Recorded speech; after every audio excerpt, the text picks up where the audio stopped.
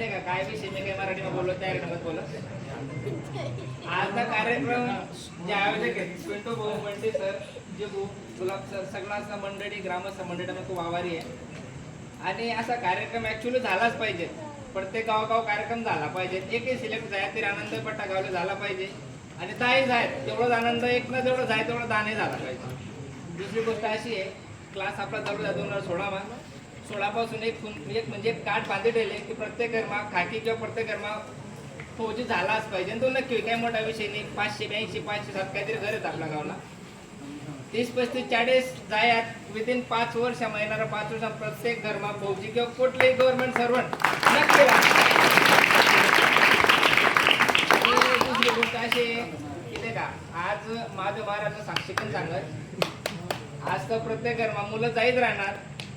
सरजी मंडळी तुम्हाला प्रॉमिस करत पुढला 2 वर्षामा मुली आणि ते आई वडील नक्की झाडे सत्कार नक्की स्वीकारतील. आम्ही तुम्ही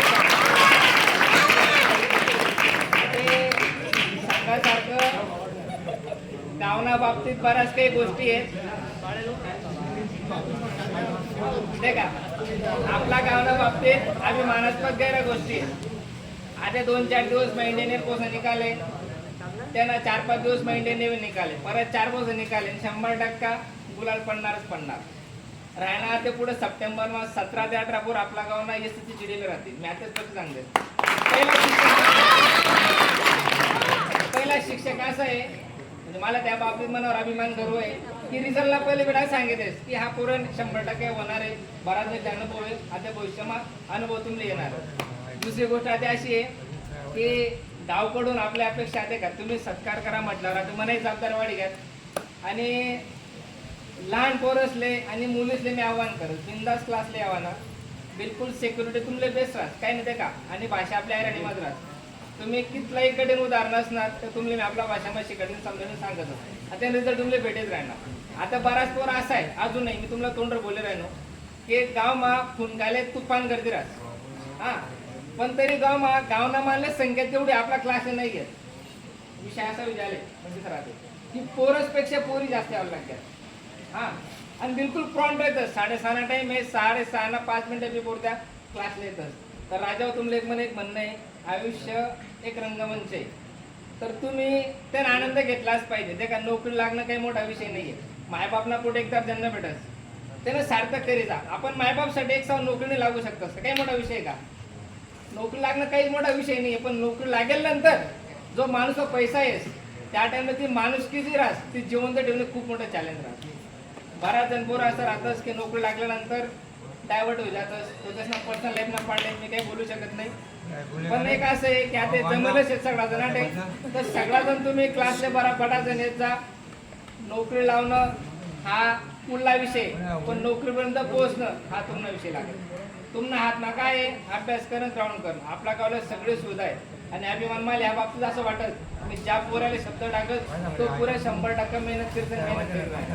आणि ते का पुढे चालीस आणि आपला गाव मा अख्खा महाराष्ट्र नांद्रा नक्की हायलाइट होईल की नांद्रा नाव नाही काहीतरी गाव आहे. त्या गाव मा असं नाहीये की फौजी नेव्ही आर्मी डझन मॅटर. प्रत्येक फॅकल्टी मा आपला गावना पुरा नक्कीच नोकरी राहील. ते का लाईफ मा आरक्षण मॅटर नाही करत. कोणत्याही कॅटेगरीला सुद्धा काही कॅटेगरीला काही फरक नाही पडत. ओपन ओबीसी ST ST 2-2 4-4 मार्कांना फरक पडत. बाकी काही फरक नाही पडत. पण मी या मत नाही आरक्षण भेटू नको भेटू तो पुढला भाग आहे. पण प्रत्येक घरमा जर एक पोरा गव्हर्नमेंट सर्वंट लागणार तर ते त्यांना सर्वात मोठं आरक्षण होतं. कारण तो नोकरी लागल्यानंतर त्याने पुरं फॅमिली बॅकग्राऊंड पुरं टोटल बनले जात. त्यांना अपेक्षा वाढे जातच. फॅमिली पुढे चालले जात. मायबापला प्रौढ फिरवी जात. त्यामुळे राजामध्ये एक सांगणं आहे की मायबापनं स्वप्नासाठी जीवन जगा आणि मायबापनं स्वप्नासाठी नोकरी लागा. बाकी दुसरं काहीच नाही आयुष्यामध्ये ना अपेक्षा जास्त काही मोठं चालेल. मी ग्रामस्थ मंडळी भेटते गुलाब सर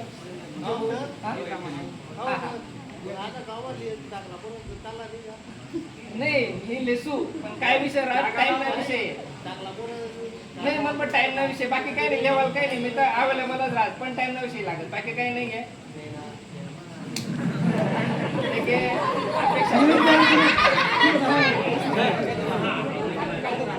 हा नक्कीच आता का लवकरच आपण लहान पोरासाठी अरेंजमेंट करू, काही मोठा विषय नाहीये.